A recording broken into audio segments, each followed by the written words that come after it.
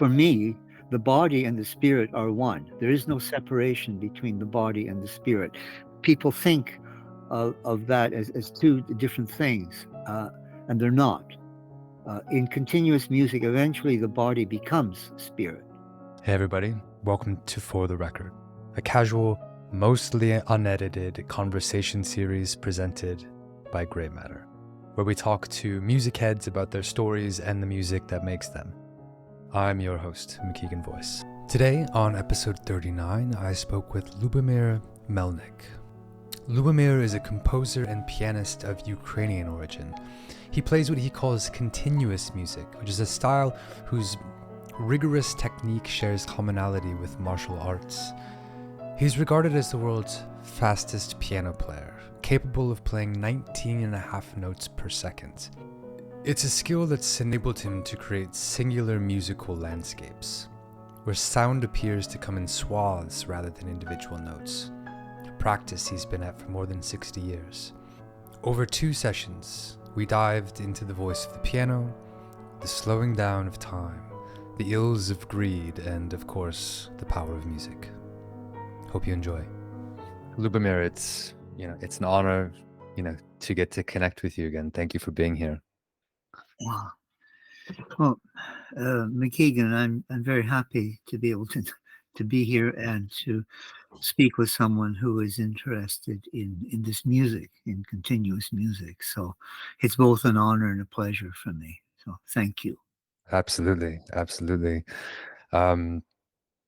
Yeah, I mean, I think that's, I remember, for context, for those listening, I guess we first met in Paris at the Erased Tapes night. I think there was it was like a showcase of sorts by, the label Erased Tapes, and we connected, and then a few months after that we spoke, for a couple hours about, continuous music and your adventure, through life and through music, which was fascinating, and we'd always planned on having, kind of a part 2, but to, kind of contextualize you and your music and continuous music, would love if you could kind of start at, the origins of when your relationship with music started and kind of work our way forward from there. Okay, McKeegan, this is quite difficult to go back to the start because it's hard to pinpoint. But I think at the very beginning, when I was a very, very small child, because we came from Ukraine and as refugees, and we had at that point everybody could find work. This would have been in the early 50s, and so we could actually do things that now seem quite impossible for people to do, and that is to actually acquire a humble house, but still it's a house, and even a humble piano, and it's still a piano, which today in many countries is absolutely impossible to do. And this is an interesting comment on modern life, that people live with cafe lattes and sushi bars and internet and everything else, but people are actually terribly poor, really, really poor, even though they have lots of money to buy cafe lattes and go to sushi bars. But you cannot get the important things in life, because cafe latte is not really important. It's fine just to sit around and have a cup of tea or a normal regular coffee. So this sort of pretense of luxury was completely absent in my small early childhood. So what was then normal was to have a piano. Today is considered an enormous luxury, and very, very few people have that because it costs so much. But anyways, back to the actual connection with the piano. So when I was approximately 3 years old, maybe a little bit younger, 3.5 or almost 3, I started to play a piece of music on the piano just automatically. I seemed to know how to play the piano a little bit, Mm, not really play, but a little bit. And my mother, uh, who was a kind of a salon classical music singer, she was uh, had a soprano voice, and so we lived with music all the time, like mm, classical aria things. And so she recognized, oh, little Lubomyr, okay, I'm going to get him piano lessons. So that's when it all started. So a few years later, I began with piano lessons, and it continued uh, for many, many years after that. Uh, and I struggled as a piano student. I didn't find it easy, and I was as a boy, I was much more interested in playing baseball or mm, playing catch or playing games and that. So uh, I was not really ideal material for virtuoso schooling at the mm, early part. But then the love of the piano, not just the piano music, but the physical piano. There became a very, very strong bond of love between me and pianos.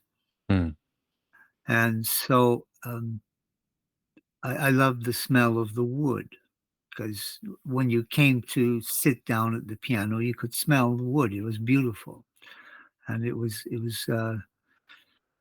I don't know, it was also a dream world, where I could dream about being on concert stage and playing music, playing sonatas and concertos and all this sort of stuff. And so this stayed for me for a very long time, very many years, until uh, just when I had to go to university, I had to pretty well stop the piano instruction, but had already reached quite a advanced level, by the time mhm, I was 16, 17. So I was playing almost every single one of Beethoven's piano sonatas. mm, The only one that was uh, kind of beyond me. I mean, I could still play it, but not super well. I could, yeah, I'd do a decent amateur job, and mm, that was the Appassionata Sonata, which is probably well, it's one of the most difficult of the Beethoven songs. So anyway, this gives you an idea of where I was in right. classical piano training, and then came the hippie years and sort of the changeover, uh, sort of the breakthrough of the mind into new realities. And this was not just regarding music; it was everything. I was, of course, at university at that time. I was doing my master's degree in philosophy, but at the same time, I was with a whole group of kind of what we would call sort of the intellectual hippies. The ones who studied literature, art, and the creative ones. Who were studying just art for the beauty of it.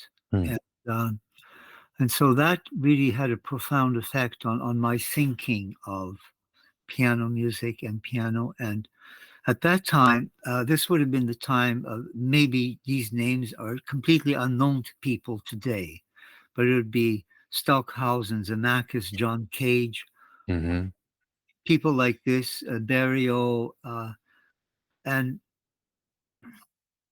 there, this was quite prominent in the university music sphere at that time. I don't know. I have nothing to do with universities anymore, so I don't know what they're doing in the musical realm at this point. But in the mid '60s, this was really a big thing, and so uh, this was a tremendous breaking of the sort of the limitations of music.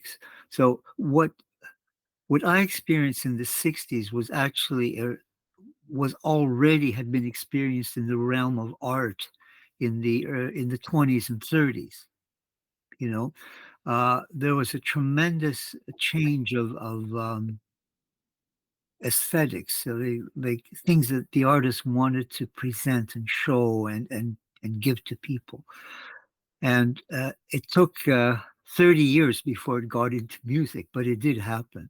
Mm. And so that breakthrough got me onto the ground or the soil where the seed, a new seed, could grow. And I mean, in itself, that musical sphere and the piano works of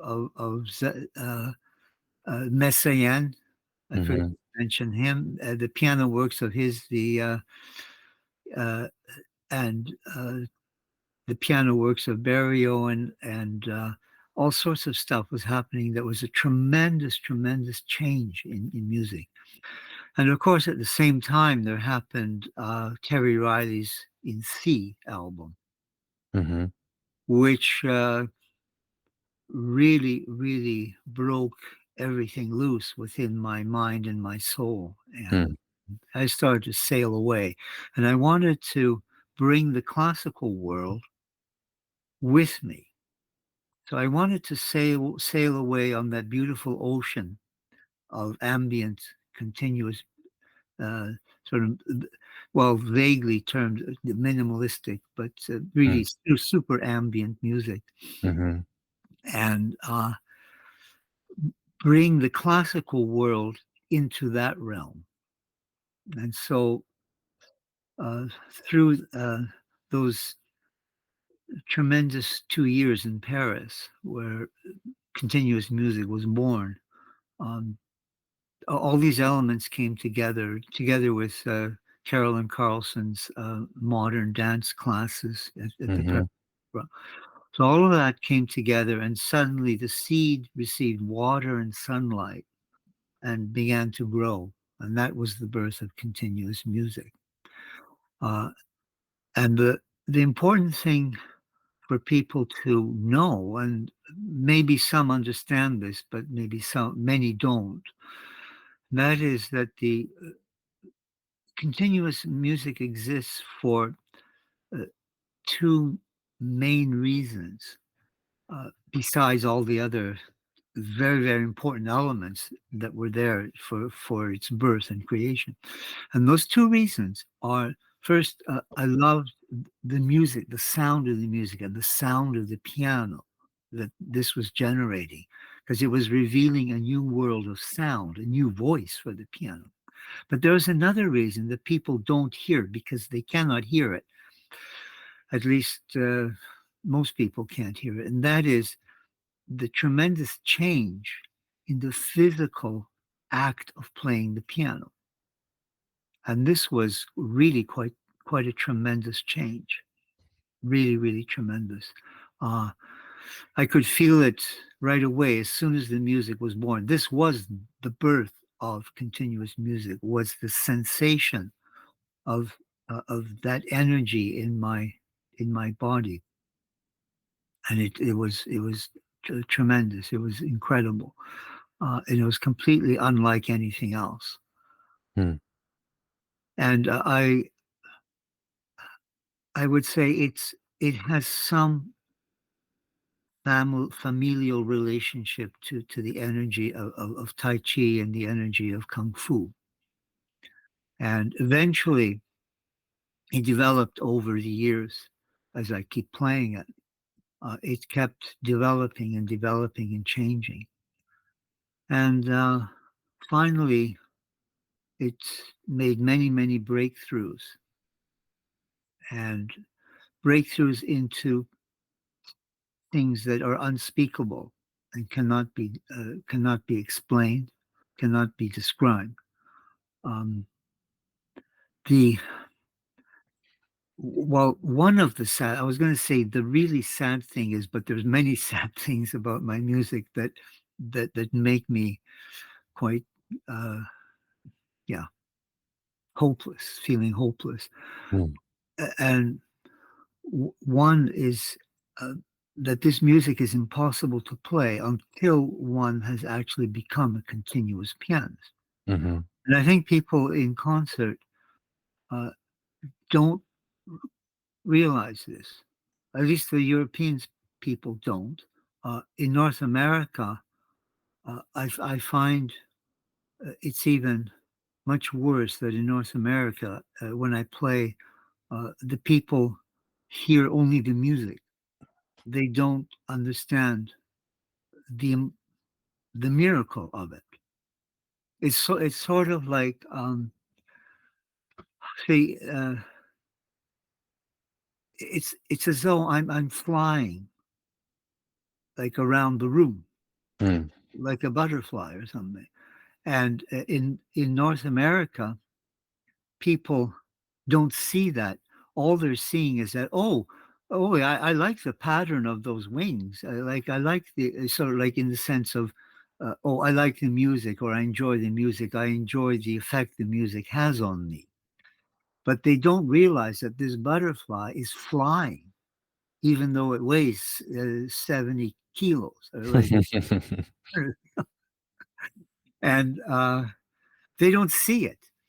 It's very much like Trump, this disgusting evil monster in America that uh, everybody else around the world can see Mm. this evil monster, but the people who wave his banner around uh, think he's God, you know, and so they're completely blind to to certain many aspects which they don't register in their eye, in their ears, in their mind at all. And it's the same with my music.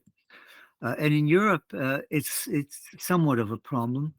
Uh, the only place I found where people actually perceive and recognize, like they actually see right away on stage, and these are not um, trained musical people. We're talking about ordinary Ukrainians, the people on the street. They come after the concert like, this is what you do, Lubomyr, is absolutely impossible. How is it possible that you can play these pieces? And I find this strange that in my country, my people recognize this. But when I play outside, people don't see it. Mm. But this is a great sadness because uh, it's uh, it's sort of like seeing somebody do yoga, magical, wonderful things, and people looking at it say, "Oh yeah, I can do that. Just give me a few days, I'll be able to do those positions." Mm-hmm. And because it's music and it has no continuous music has no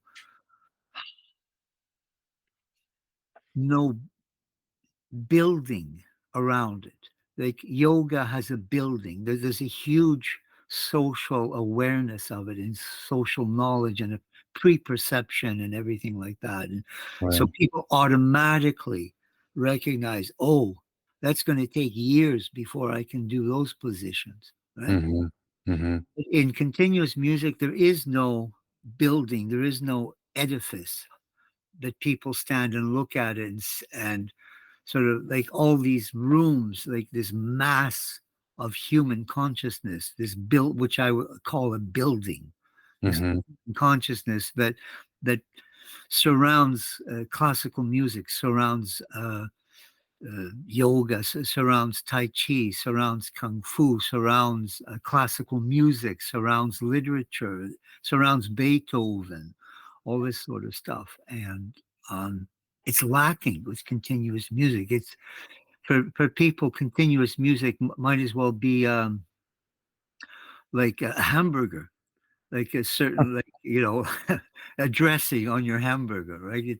It has absolutely no meaning. It's just uh, something vague and unimportant. Yeah. Yeah. I yeah, I think, I remember discussing this before when we connected, and there's, kind of a sadness in that there isn't that, that awareness and that Also, you mentioned yoga, and meditation also comes to mind, and like the eightfold path of getting from here to somewhere else. Like these have structures and that are acknowledged and part of our shared history to a certain extent. And I mean, I totally understand why that sadness exists for not having that same sort, that same level of consciousness with, the path from getting to what someone is playing today to what you are capable of doing, over years and years and years of practice. And I'm wondering if you could talk a little bit about like what you see as the threshold, um, the one that you mentioned tipping over for, the energy that you felt, like the physical sensation when you realized that this was something new, this was continuous music. I wonder if you could talk a little bit more, about that threshold. And then I wonder if you could also talk about, what would the building look like, of continuous music, and what's missing, why doesn't that exist, and are there people around you, are there people that you've connected with who are training, who are trying to seek a path to get Yeah. somewhere close to where you are, to be, in the same building as you?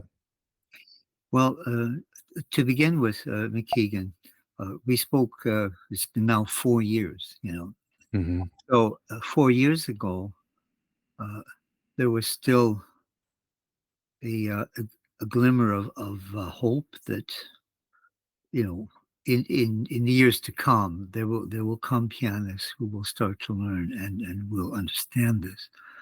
And now 4 years have gone by, and pianists are still struggling and trying to learn it.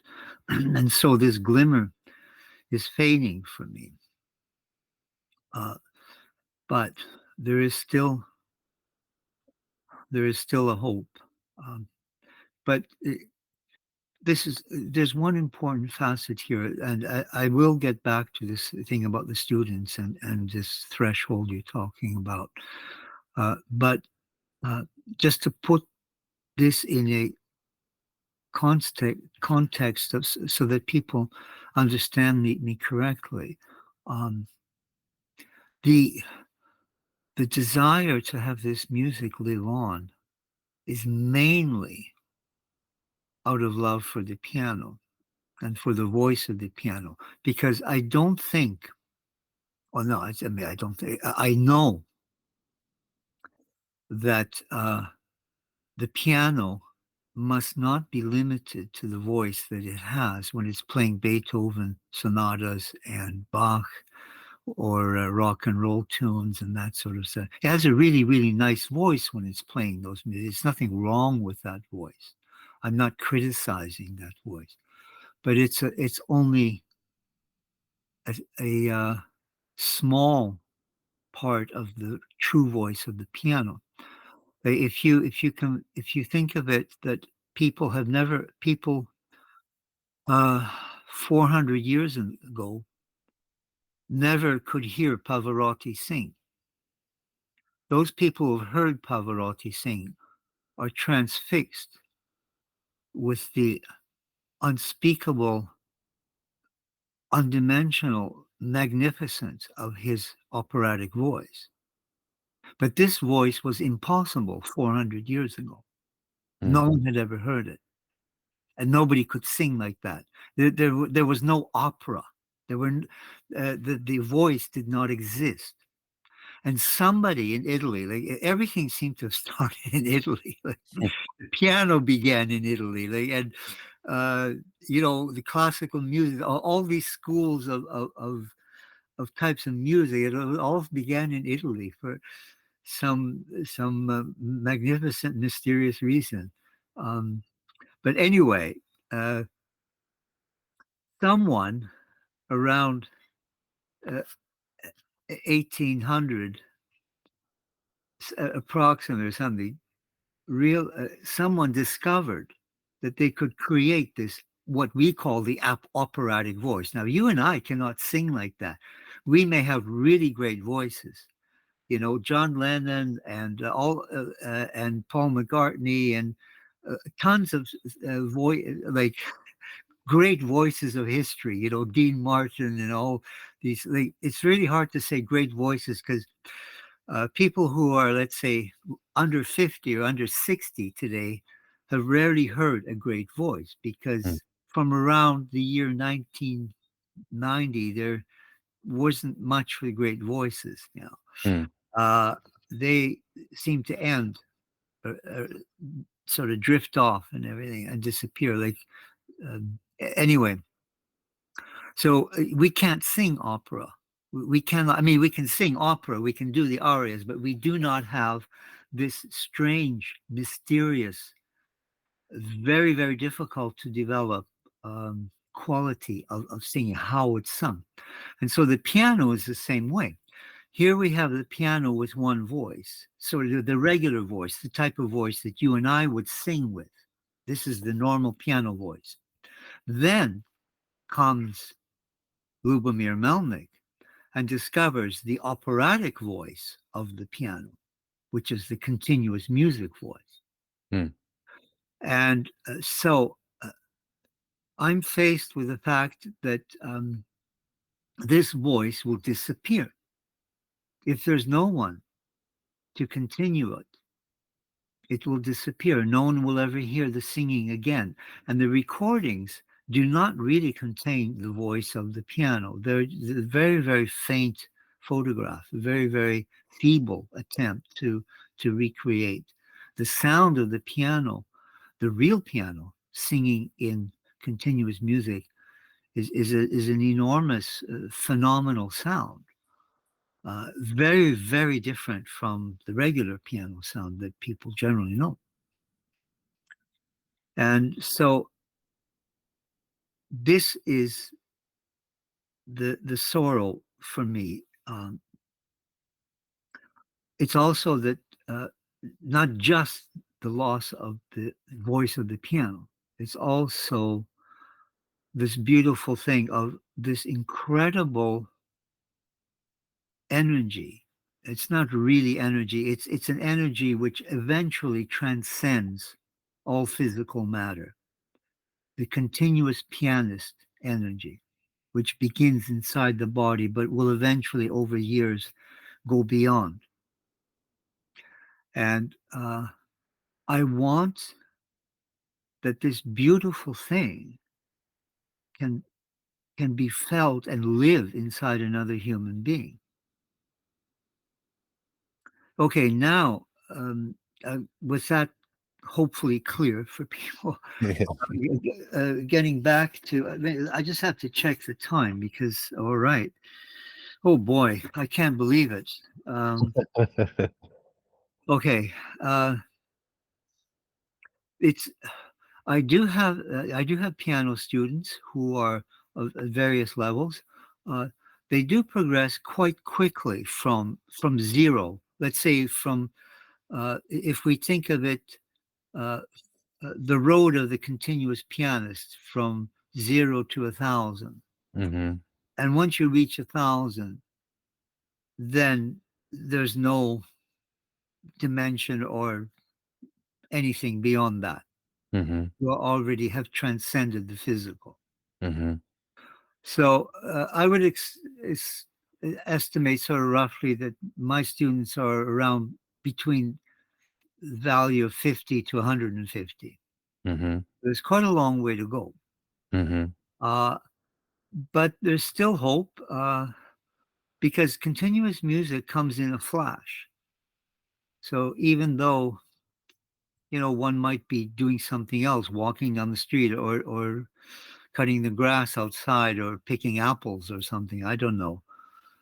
Something will speak. Somehow a flash will come silently into the body.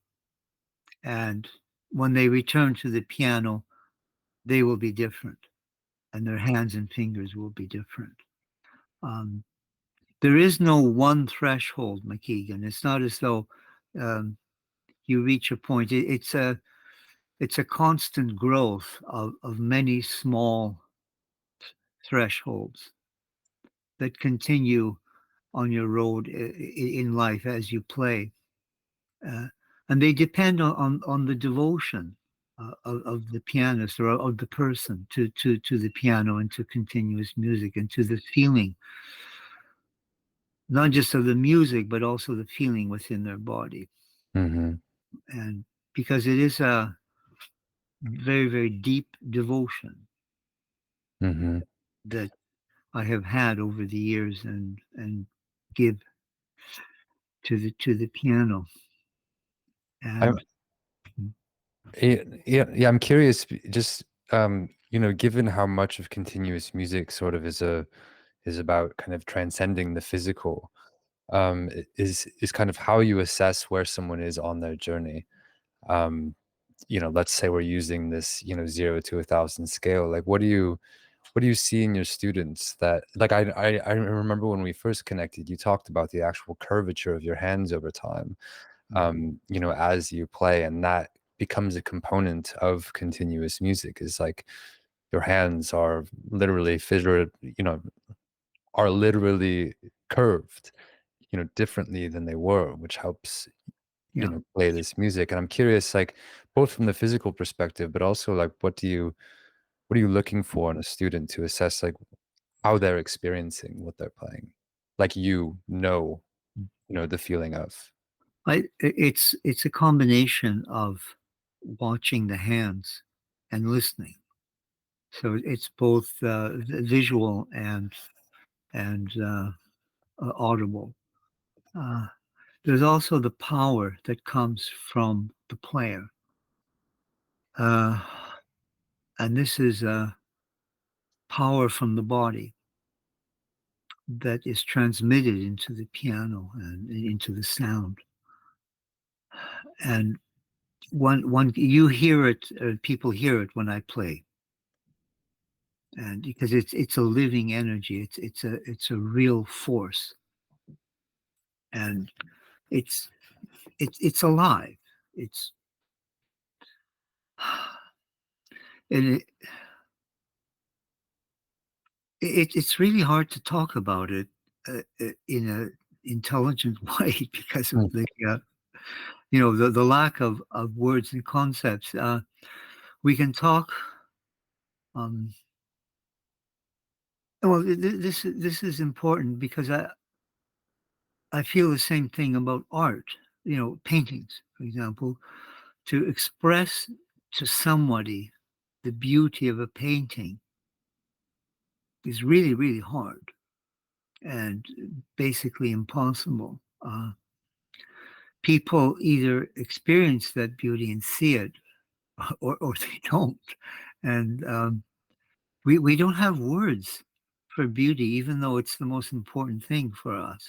mm-hmm. And we just have this word beauty, but it's very vague. You uh, but there's things. Well, for example, if we take Beethoven's symphonic pieces, which uh, for me have changed tremendously from when I heard them when I was, let's say, 12 years old or 16 years old, or the piano concertos. I would hear them and love them and find them super beautiful, but I could not quite grasp the glue Mm, that made them into a, an enormous monument, and through the years and through my devotion to music and to piano, now it's almost unbearable to listen to a Beethoven symphonic work because I hear the glue he used, and it, it's dumbfounding. I don't understand how people, our society, our civilization, like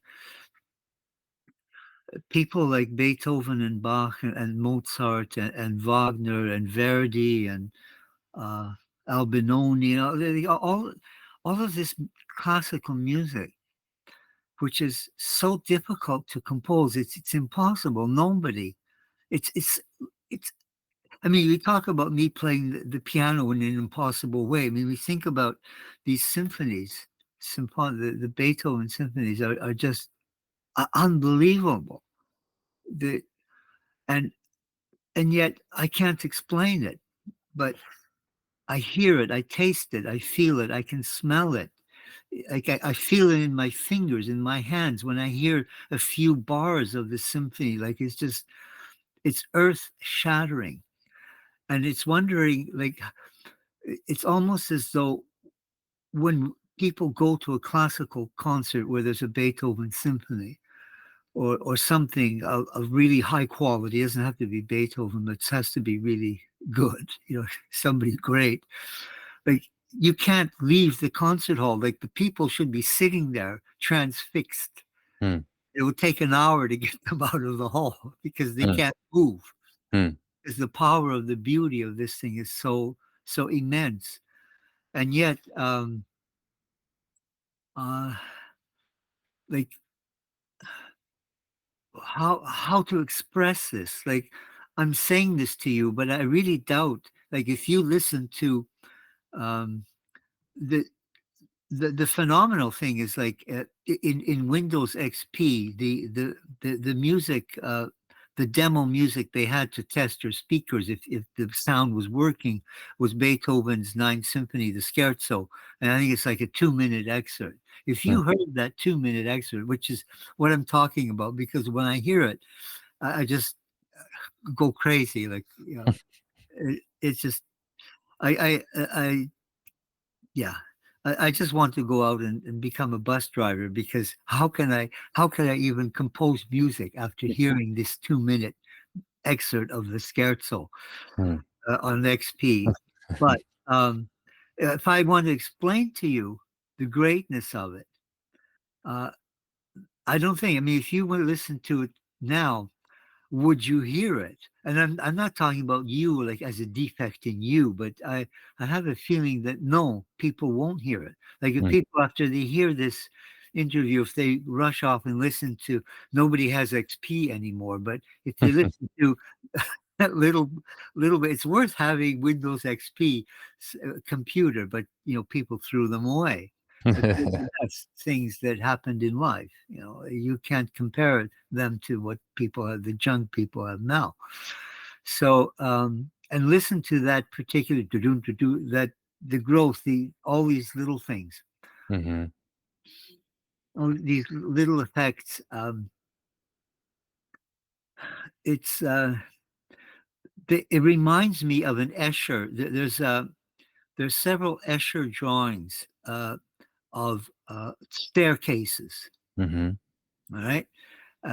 Not the ones, I mean, Escher did many fantastic drawings, but the ones I'm talking about are the ones that include staircases, that are basically staircases Yeah. intertwining. This is the Scherzo. And it's funny because people don't realize how difficult.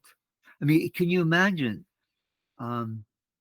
See, it's one thing for Escher to paint these staircases into this multi-dimensional extravaganza of mixing dimensions, intertwining imperceptibly into one another. But imagine that someone could actually, a carpenter could build these, actually in 4 dimensions, not 3, but in Right. 4 dimensions. Mhm. Okay, this is what Beethoven could do. Mhm. Nobody can do this. This is Mhm. impossible. Mm. And maybe if you listen to it with that in mind, that image of the Escher staircases, and listen to all the little things and realize that they all work together to build one whole. Mhm. It's astounding. And the beauty of it then becomes unbearable, because you don't just look at it from far away, like, you really get close to it. And then you realize, holy smoke, this is phenomenal. This is more than phenomenal. Mhm. Yeah. Yeah, I mean, what I'm hearing, well, first is that words are limiting. They don't truly capture our means of expression for these, for this level of nuance and the kind of transcendent, whatever infinity that is contained within these moments where we're interacting with these masterpieces, or just the techniques that just feel infinitely beyond us.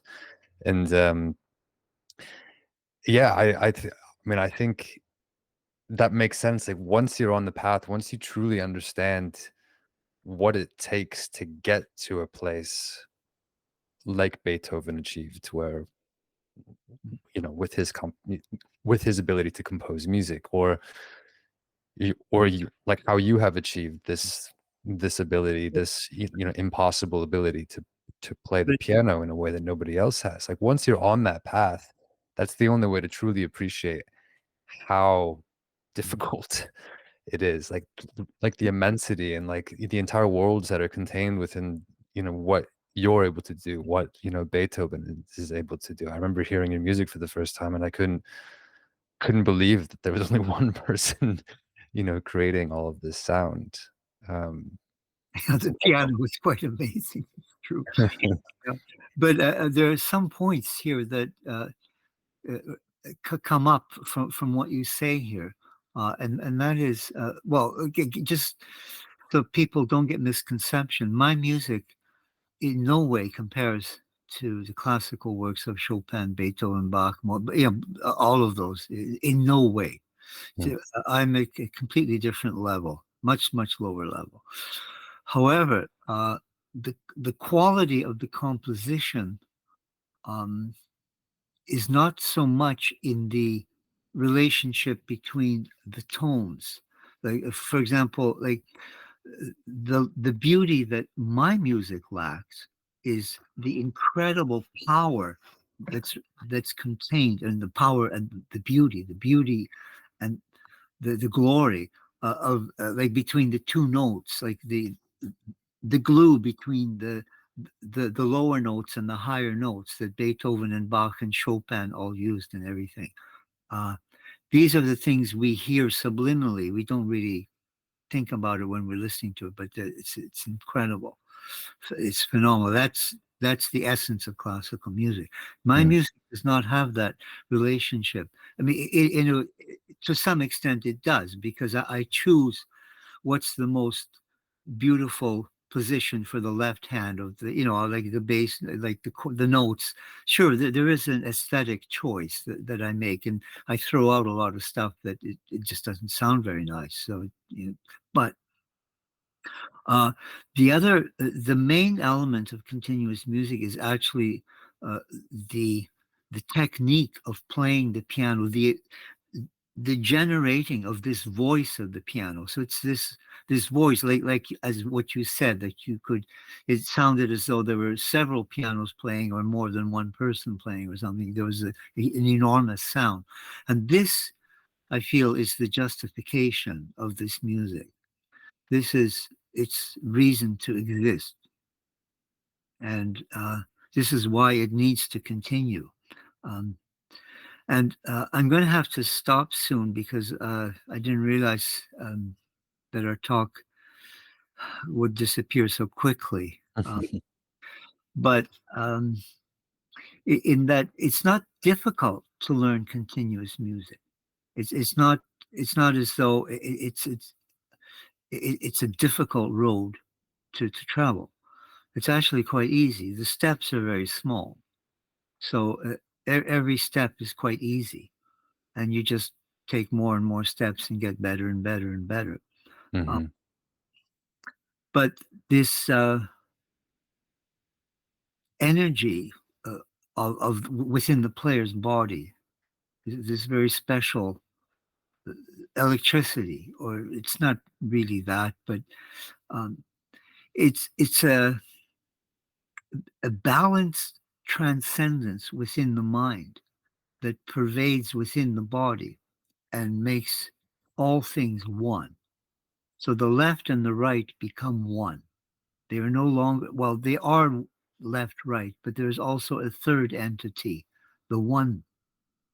The left hyphen right. Yeah, The unity of the two.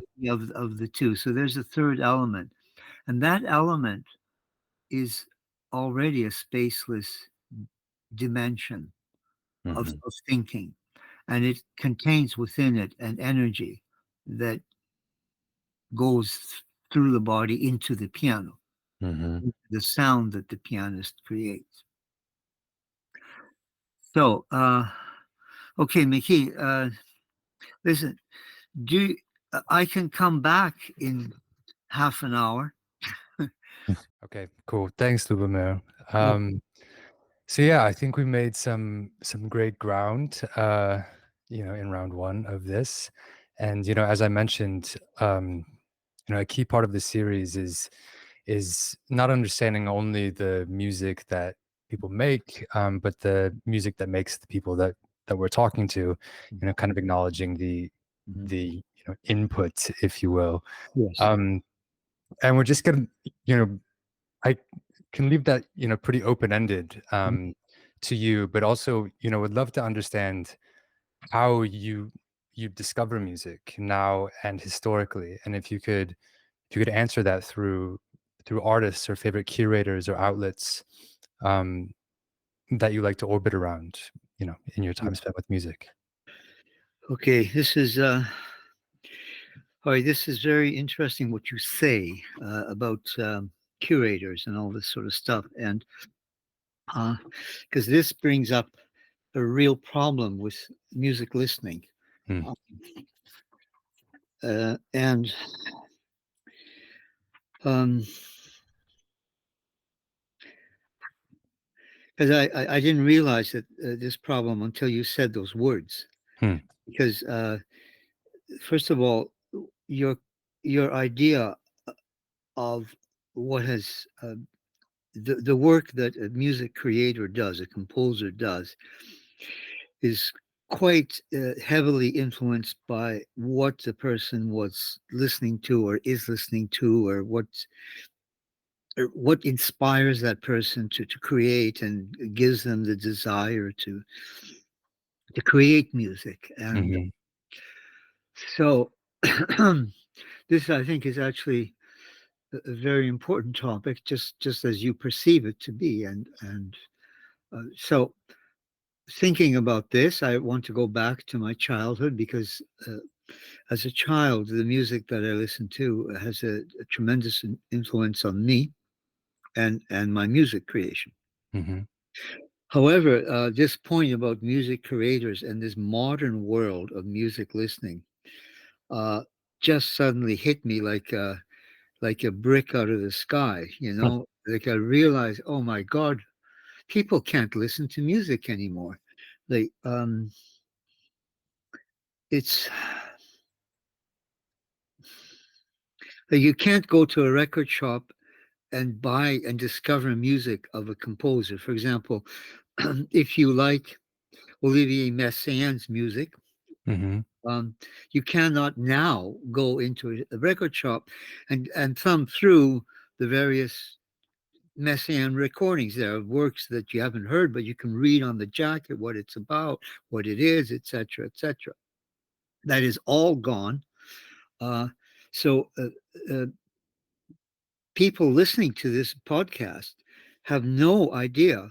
Well, assuming that they're like 50 years under, let's say 40 and under, or around 40, they have no idea what it is like to live in a free world of music, Hmm. because their music world, your music world, is incredibly restricted and very, very of really small dimensions. Uh, you uh, you have to discover a curator who does things that are interesting for you. Otherwise, you're shot. You're not going to find out anything. Hmm. YouTube, you cannot spend 20 hours a week going through YouTube music videos. Well, they're all music videos, and trying to find out something. Going through it. I mean, you can do that for half an hour, but it's kind of disgusting. Hmm. So the days when you could actually turn on the radio, which is what people used to hear music back in the 50s and 60s, and all the way back to the 30s.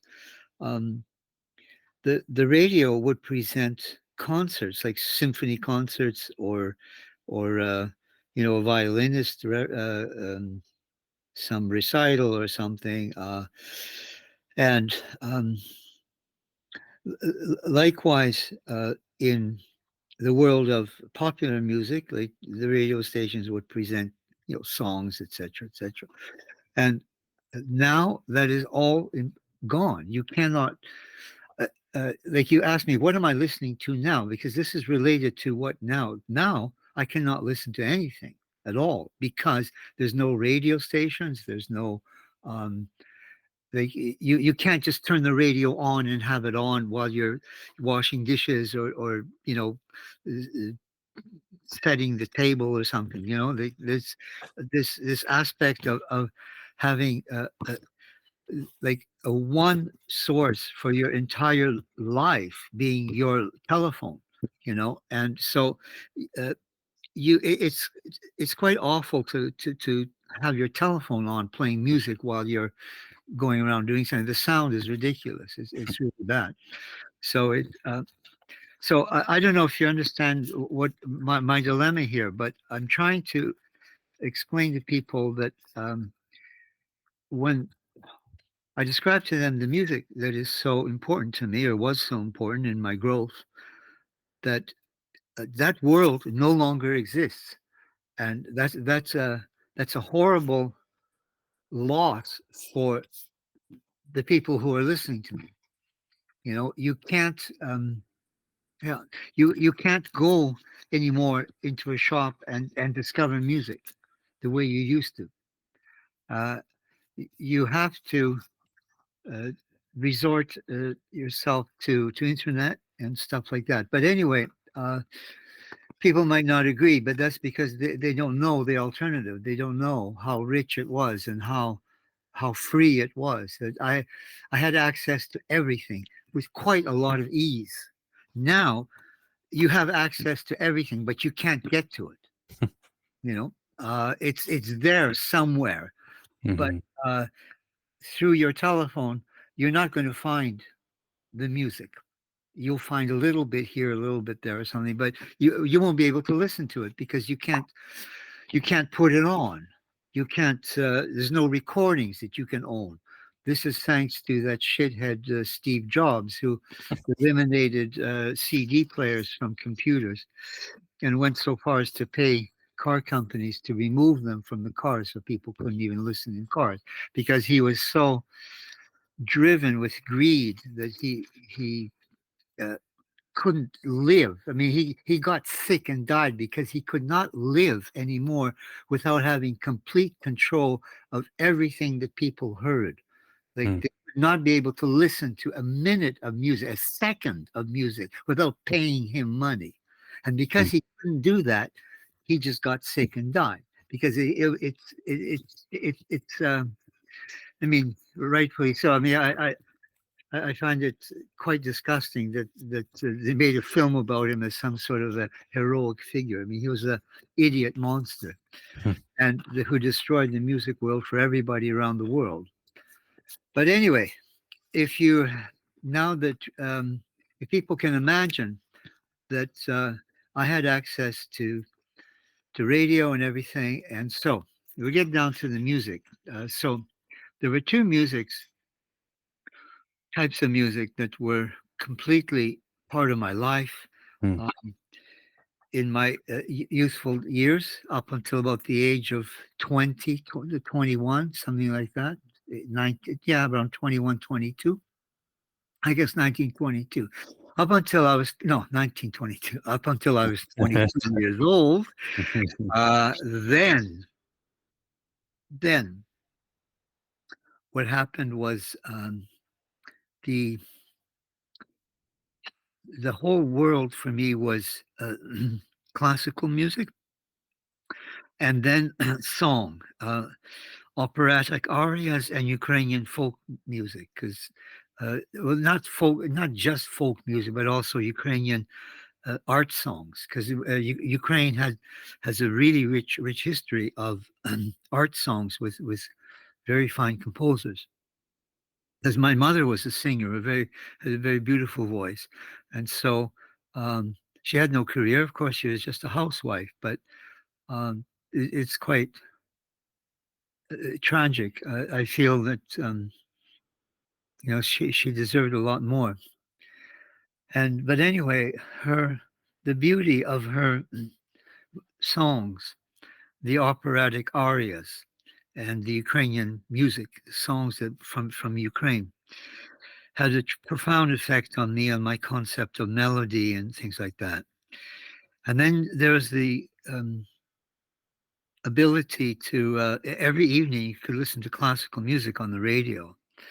So and these were symphonic concerts, and I think the favorite things of mine were for some reason the Beethoven Concerto in C minor, the one in number 3 in C minor, which seemed to be played quite a lot. There was also 4 in G major, which was very rarely played. There was 5, the Emperor Concerto, which was played more often than the 4th, but basically it was the 3rd. And um, I loved it beyond words and could listen to it all day long. And so listening to classical music, I had a certain, I don't know what you'd call it, a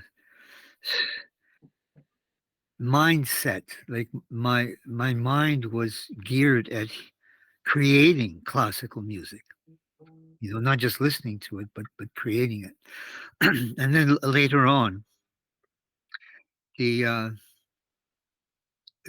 with the expansion of recordings, I think I got my first record player when I was about 15 years old or something like that. I'm not sure, maybe 14. And you could actually buy records through the mail. There were. Mm-hmm. I have no idea how the actual process worked now because there was no internet. But you could actually find printed listings of albums like LPs you could buy just by airmail. And so the first record I bought was Chopin. I don't know who Chopin was. So I think I must have been quite young.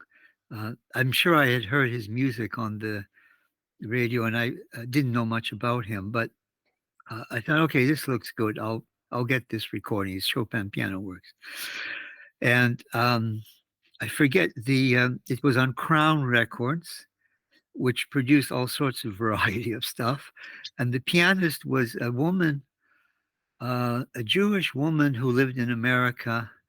First name was Lily, and I can't remember her last name. But she never made another recording. But her performances of Chopin's pieces were so extraordinary, so deep and profound, and so beautiful, and so her virtuosity her brilliance was just stunning, just stunning. Like I was just whacked out of like listening to her play. Like that. Oh, I'll never be able to play like that. Wow, it's true. I never could. I could never do the great works of Chopin. They're just kind of Chopin is Beethoven. I can do, but for some reason Chopin is outside my realm. Except for the easier works. Like, yeah, I mean, I can do his difficult works, but not brilliantly, like like they should be done. So anyway, and then. I don't know. The record collection got built up, and I think the second record I got was Beethoven's Ninth Symphony, which was picked up somewhere at a used. I don't remember how I got it. Maybe it was also through email. I got it new, but it was a really old recording, like recorded in the 50s in mono. And it was a German production by an unknown label, like so it was historic or something. And it was also phenomenal. but I didn't comprehend it at the time. I was still too young. Anyway, so then later on, for a long time, it became really intense for many, many years of getting recordings at record shops. So another sort of favorite of mine was Brahms, because I liked kind of that sort of dramatic, tragic drama that he has in his music. That really appealed to me at the time. So I would get all his string quartets, his piano quartets. His symphonies were kind of were absolutely gorgeous, but kind of I don't know. Uh, yeah, whatever. So anyway, you get the picture of this classical music nerd Mm. and doing my whole image was to be on the concert stage playing the Beethoven sonatas and Mozart and doing Mozart piano concertos and that sort of stuff like that.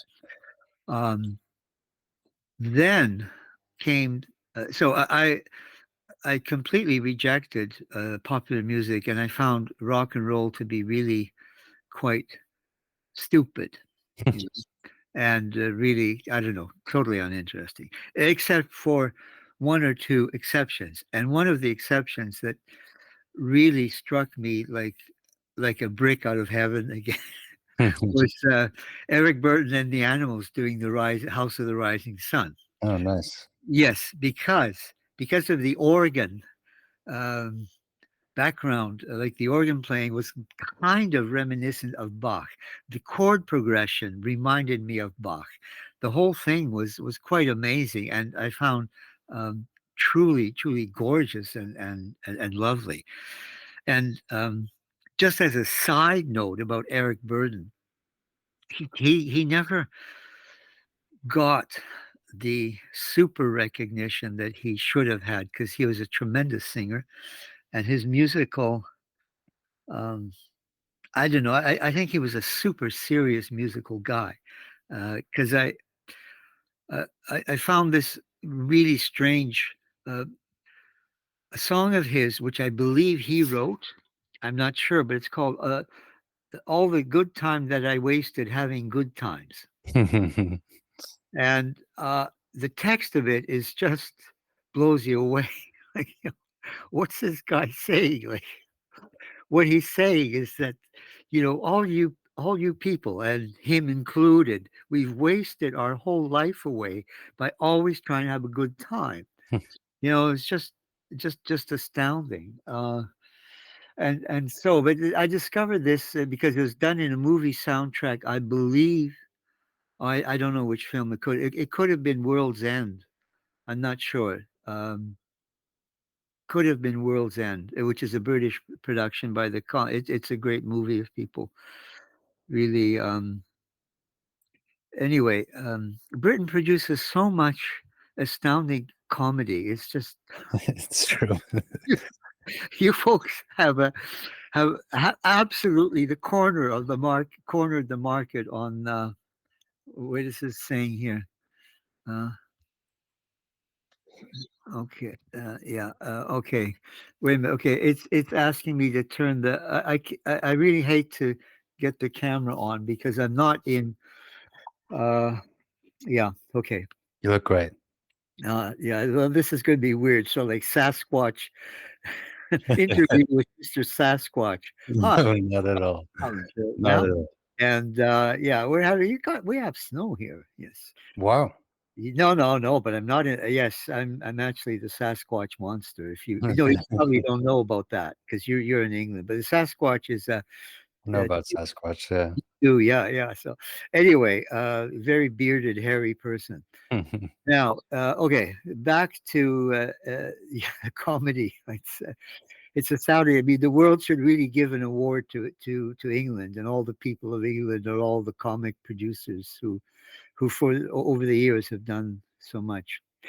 Nevertheless, how we got there, I don't know. But let's getting back to Eric Burton, a tremendous musical figure, tremendous. I'm just astounded, uh, and really, really loved his voice. And anyway, so that was one of the few break points of pop music and rock. I really hated Elvis Presley, but I hated him not because so much. Well, I hated because his music was kind of, he was he was kind of feeding stupidity to the youth of America. Sort of like, yeah, you want to be stupid? I got it here, right here. Just come to me. And for the second reason too, he couldn't play the guitar at all. Like he wasn't playing. Like wherever he's showing, like there's no. It was. I said, what is this? But anyway, okay, so you have me, a total classical fanatical, uh, and then came 1922, and sort of Lubomyr becomes a hippie, you Hmm. know. And but the reason I became a hippie was through classical music, because my first experience of marijuana was at the university, uh, and I believe I was at home or somewhere in an empty room, except there was a stereo. Like you had, like every hippie, that was the passport of the hippie. That you had a stereo and a lot of speakers. Hmm. This was because listening to music was almost sort of like being in heaven. So you listening to music was really a serious thing, and it should be. It should be. It's sad that now people uh, don't realize how much damage they're doing by listening to music the way they do now, instead of like through speakers at home, etc., which is where it should be, not on the street walking with head plugs in your ears. Hmm. So anyway, what we're uh where am I now? Okay, so You're then becoming a hippie, smoking weed in the college. first, yeah, the first joint, and I don't know how the process came, but the guy who gave me the joint put on the record, and he put on Mussorgsky's Night on Bald Mountain. Hmm. Okay. If you don't know that piece, you better know it because Mussorgsky did very little, but everything he did was extraordinary, like really extraordinary. And to make it worse, it wasn't conducted by Von Karajan or what do you call it? The guy at the Philharmonic in New York. Um, I can't remember. Things slip my. It wasn't any of the big famous conductors. It was the great Leonard Bernstein, I think. Leonard Bernstein. Yeah. Yeah, it was. I just mentioned his name the other day. Okay, the film, uh, Disney's magnificent animation, um, Fantasia.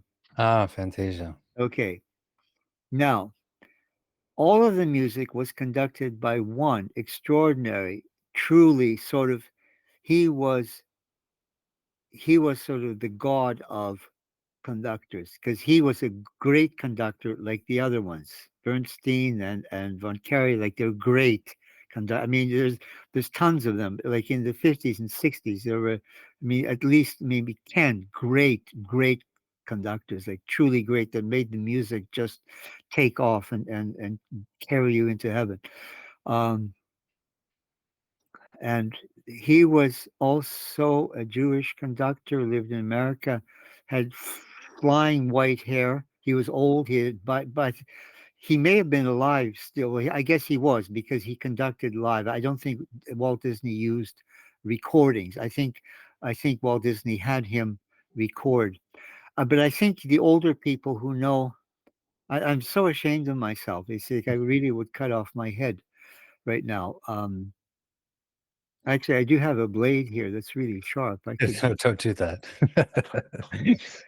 So this would make the podcast very interesting. You would Okay, I guess take be awards, it'd be quite tragic. but it would be, yes. Well, but yeah, I mean, the alternative would be to put it back on and sew it up and say, Yeah, "Hi," I mean, as long as you're confident in your Yes, ability to do that, in the cartoon world, we can do that. Yeah. true. If we're in Fantasia. Yeah. What's his name? What's his name? I even knew his first name. Oh my God. Okay. He was not. He was famous, but not famous like Bernstein and Von Karajan. Okay, Mhm. and not even like Bruno Walter or there was the guy from the Chicago Symphony. I forget his name. Um, and there were okay. I might remember it. Anyway. This guy is like it's it's like some painters can paint great. For example, you know, uh, take any great painter, they paint great. And then there's one guy who actually makes the painting alive, you know, alive, so that it's in three-dimensional. And Mhm. that's what this guy did to whatever he touched. Mm. He was incredible. So I'm sitting there listening to Mussorgsky Night on Bald Mountain, and which I had heard before. I knew it, and this relates to what I had earlier spoken to with you in the earlier, just the one we did a few days ago, where I'm talking about what do you call it? Like listening to Beethoven and Mhm. hearing the things.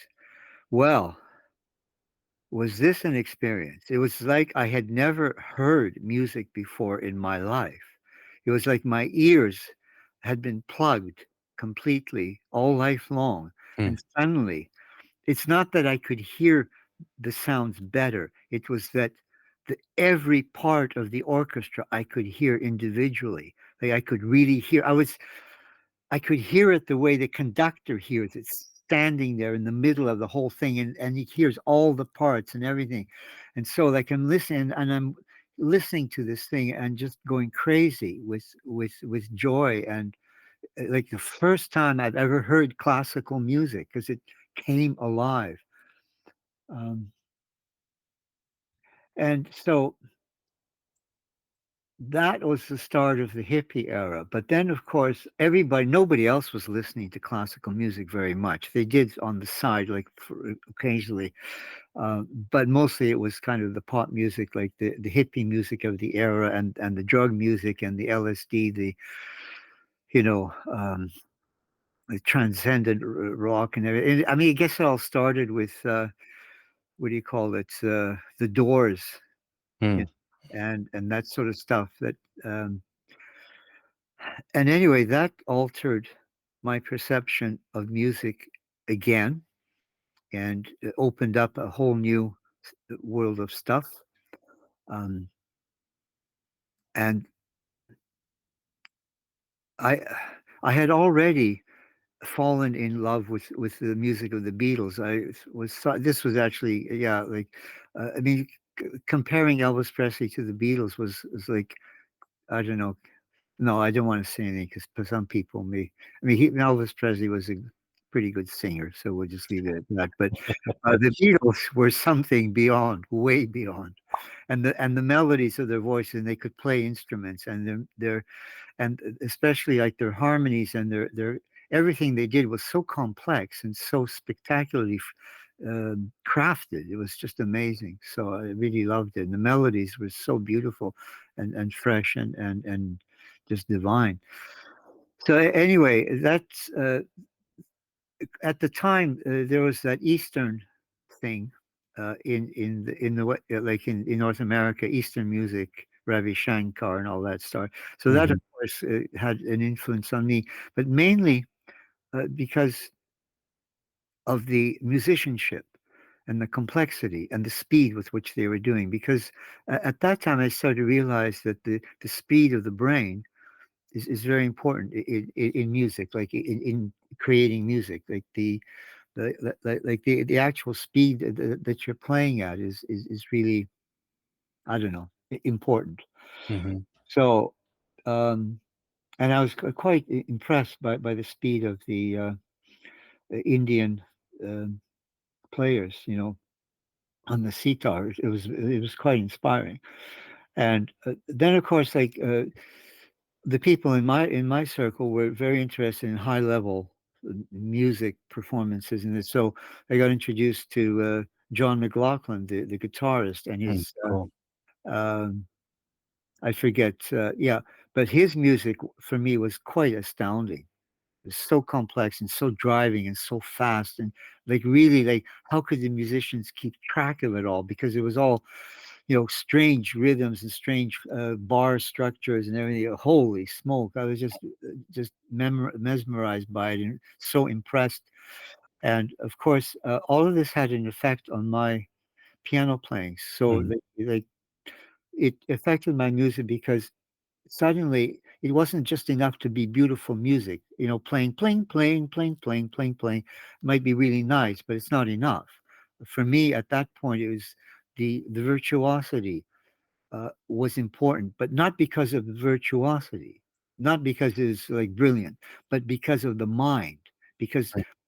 the mind is controlling this, and so you need to develop uh, and foster your mind, your mental capacities to go further and further and further, because if you're very lazy, then you can't achieve these things. You have to actually work at it really, really hard to make the mind capable of handling the complexities of music, which is of that sort. And so all of that came into uh, the the just the way that uh, I started to create continuous music, because it wasn't just the music; it was also the the mental capacities and the speed of the mind working. There, like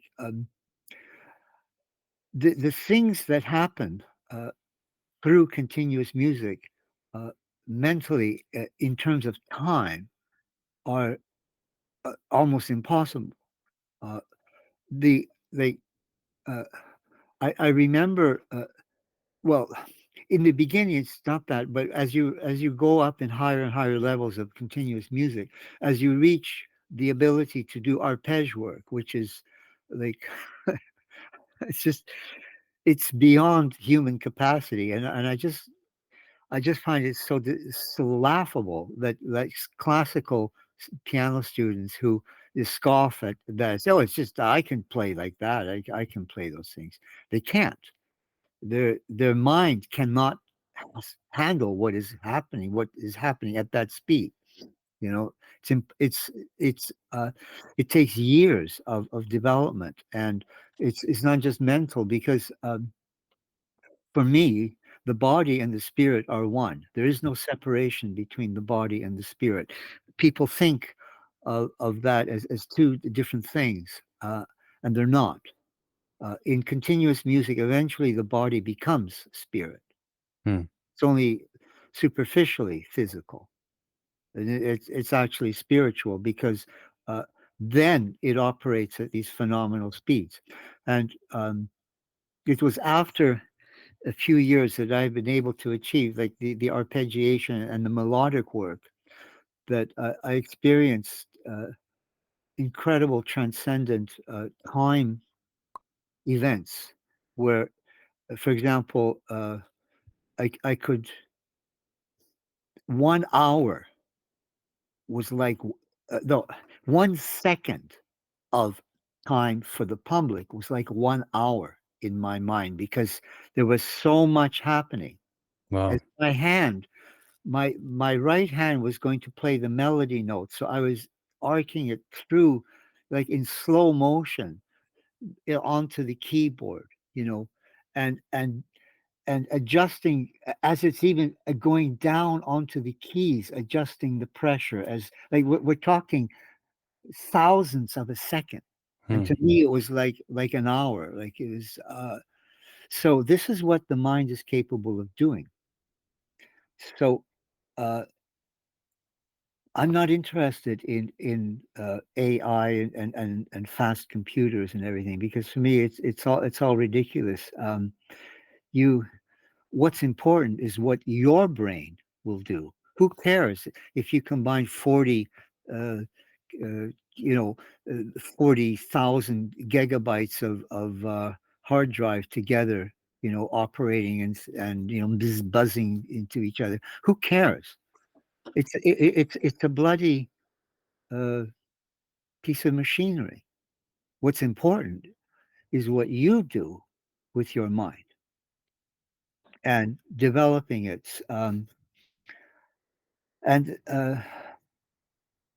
we don't understand time at all. And I'm only coming to perceive the bigger picture of what time is and what it's not. And people don't comprehend, first of all, the very concept of the end of time. But it will end. Time will end, and it can end. It will end in a flash. It will simply end. Whenever God wants time to end, it will simply end, and there will be no more world, no more time. In fact, there will be no more cosmos. Bang! It's gone. And so this sense of physical three-dimensional world operating on this time is yeah, it's we live like that, and there's nothing wrong with that, but it's not right to limit yourself to this, because um, through continuous music one goes beyond, and this is, I guess, the reason it exists. But who knows? Yes. Do you continue? Sorry, I just wonder. I'm curious. Do you continue? As you continue to deepen your understanding of time, getting more of the big picture through continuous music. Do you continue to get inspiration from also acknowledging everything that you said earlier about like how the process of listening to music and discovering music has completely changed. Do you continue to get inspiration from particular musicians or composers of pieces of music that continue to help you in your own path? No, not really. I find that again, my listening experience, because I can't turn the radio on anymore and listen to beautiful music, because the concerts now tend to be very strange stuff, and like they've abandoned the great genius that God gave mankind, and sort of, start looking around at stuff that's no one has ever heard of and everything, which is good. That's not a bad thing, but you can't listen to great things anymore. So my musical experience right now is limited to the computer, to two pieces, because those are the only two pieces on the computer. I don't think Windows 10 has any music. Windows 7 has what do you call it? Because I have a lot of Windows 7 computers, and that has Claude Debussy's "The Maid with the Flaxen Hair" with Richard Stoltzman. And again, the same type of experience with the Beethoven. Like, if you really listen to it carefully, you've heard it many times, and you listen to the rise of the voices, like there's maybe 7 or 8 voices singing, and they're all sort of like falling away, changing, carrying. It's absolutely astounding. Hmm. And so that kind of an experience, I is if I experience even one time, it's good for the rest of my life. Hmm. So I don't listen to music very much. And the Beethoven Symphony, that bit from XP, the bit from the Scherzo, I think it's about 2.5 minutes long on the XP computers. Uh, that one is truly astounding, and I don't find uh, listening to music on the computer very satisfying. The sound is quite bad.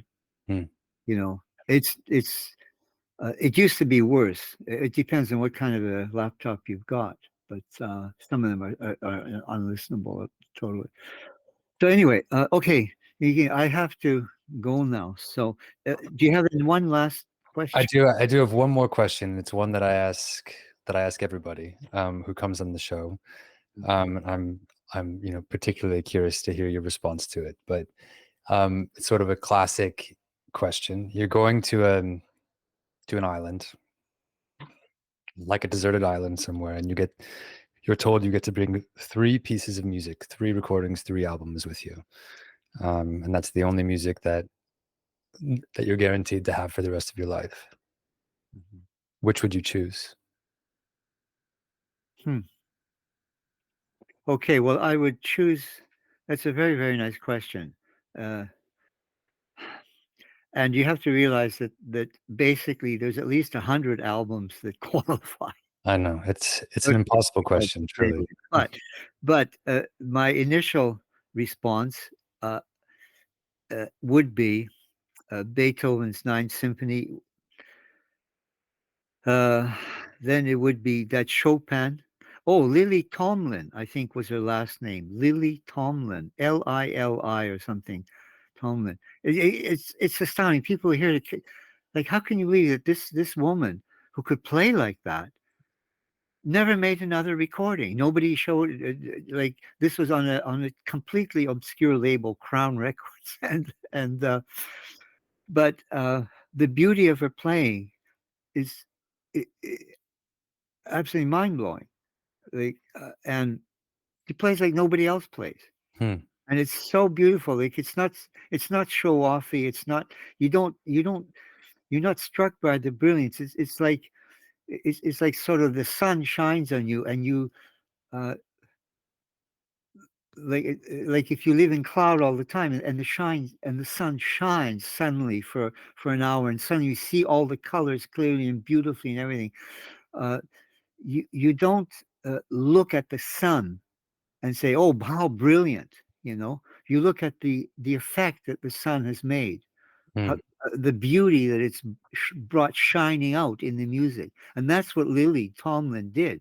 That's what she did. She was this sunshine that made Chopin just glorified beyond belief. It's beautiful.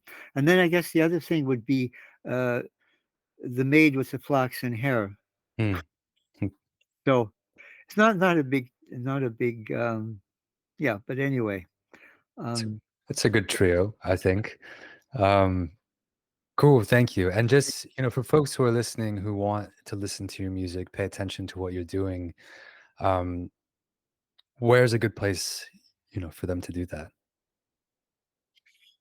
The first place is to go to my website and get the pieces that are really my major pieces, because on the labels, my major works don't exist. They're not, the labels do not put them out.